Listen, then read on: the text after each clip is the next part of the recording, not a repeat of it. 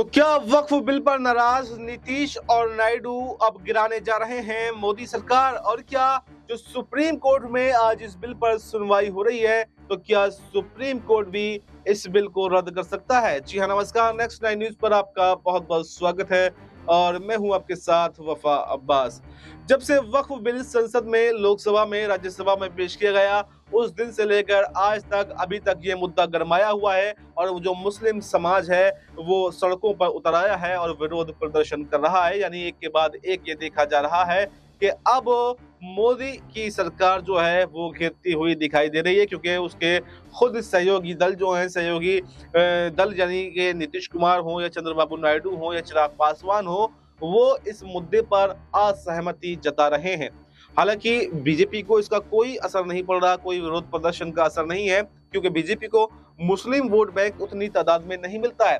लेकिन यहाँ पर जो बीजेपी के सहयोगी दल हैं, नीतीश कुमार हो, चिराग पासवान हो, चंद्रबाबू नायडू हो, इनको हमेशा से मुस्लिम वोट बैंक मिलता रहा है। तो ऐसे में इनकी नाराजगी मुस्लिम संगठनों की यहाँ पर नीतीश, नायडू और चिराग से सबसे ज्यादा है और उन्होंने चेतावनी दे दी है कि अगर ये बिल रद्द नहीं हुआ, ये बिल वापस नहीं हुआ, तो आने वाले चुनावों में हम वोट की ताकत से ये बता देंगे कि आपको कभी भी जो है राजनीति में या सत्ता में वापस आने नहीं देंगे। तो ऐसे में तमाम जो दल हैं वो घिरते हुए दिखाई दे रहे हैं और उन्होंने भी चेतावनी दे दी है कि इस बिल को अगर वापस नहीं लिया गया तो हम सरकार गिरा देंगे।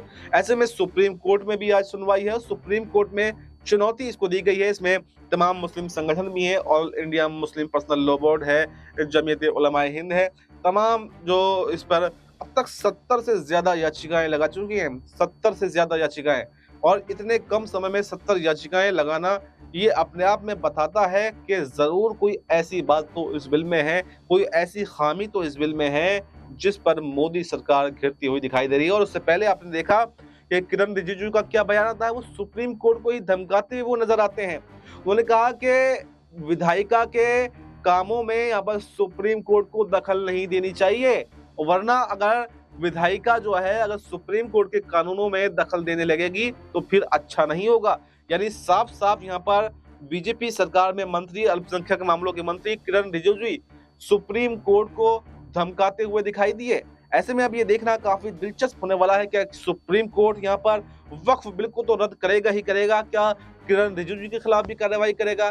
क्या एक बार पहले भी देखा गया था जब वो कानून मंत्री हुआ करते थे, तब भी उन्होंने सुप्रीम कोर्ट पर आक्रामक रवैया अपनाया था और उनको इसका खामियाजा भुगतना पड़ा था।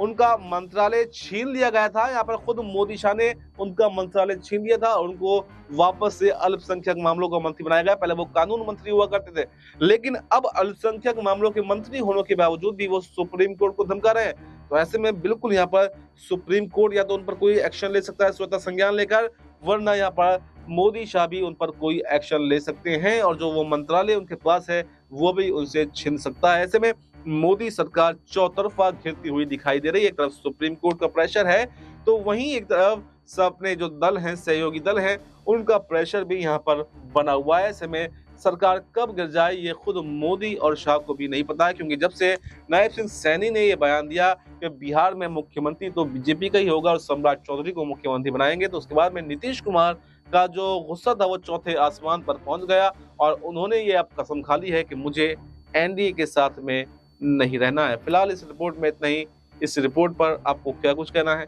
कमेंट बॉक्स में अपनी राय जरूर दें और बाकी देश दुनिया से जुड़ी तमाम बड़ी जानकारी के लिए देखते रहें नेक्स्ट 9 न्यूज।